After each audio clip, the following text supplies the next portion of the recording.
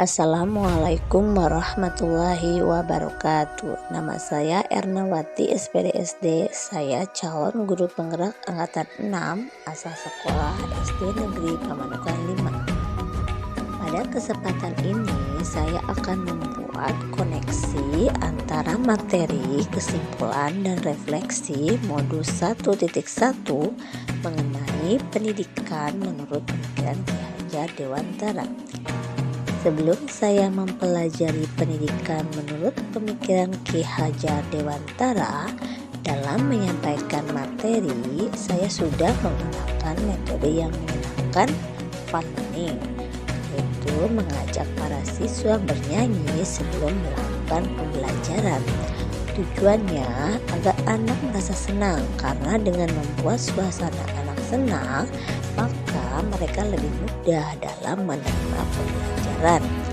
Ini artinya pembelajaran yang saya berikan selama ini sudah sesuai dengan pendidikan menurut Ki Hajar Dewantara, di mana pendidikan bertujuan untuk menuntut segala kodrat yang ada pada anak-anak agar mereka dapat mencapai kebahagiaan dan keselamatan yang setinggi-tingginya.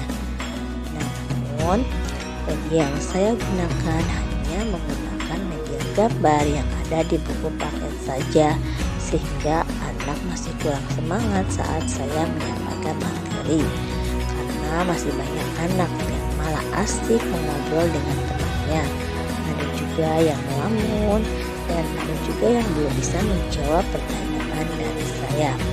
Suasana belajar pun terasa membosankan bagi siswa. Begitupun model pembelajaran yang saya terapkan, saya hanya mentransfer ilmu kepada mereka dengan menjelaskan dan memberi tugas saja. Dan saat diberi LKPD, hanya sebagian siswa yang dapat mengerjakan, sehingga tujuan pembelajaran belum tercapai dengan maksimal.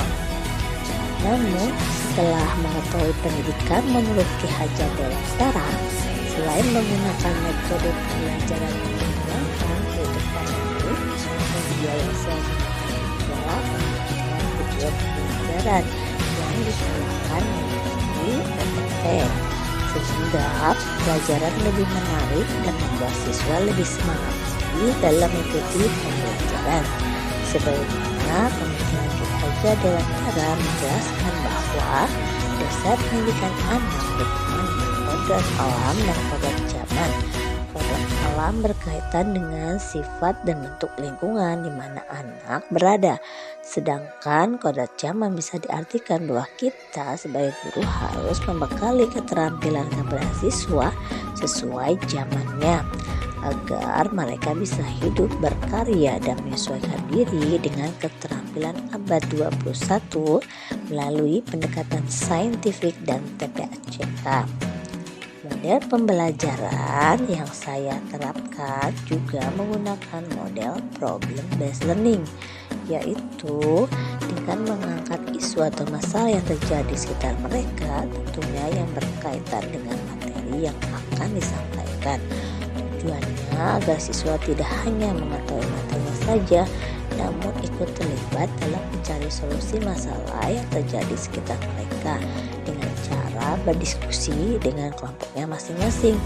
Guru di sini hanya memberi arahan, dorongan, dan semangat saja.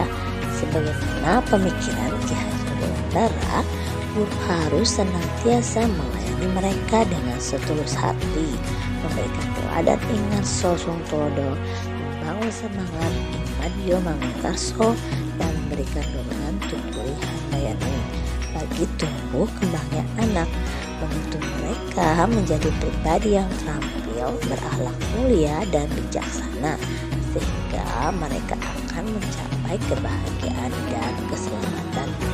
Tidak lupa di akhir kegiatan pembelajaran, saya selalu mengingatkan para siswa untuk senantiasa menjalankan kewajiban mereka sebagai orang muslim untuk beribadah, dan tidak lupa juga kewajiban mereka harus rajin belajar, berbakti kepada kedua orang tua, serta menolong temannya yang sedang kesusahan.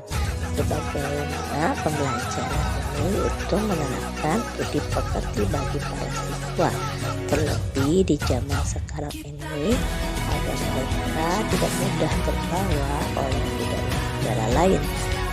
Maka saya melakukan pembiasaan dengan menerapkan setiap detil Pancasila dalam kehidupan sehari-hari, baik di sekolah maupun di rumah, dengan tujuan agar anak memiliki akhlak yang mulia.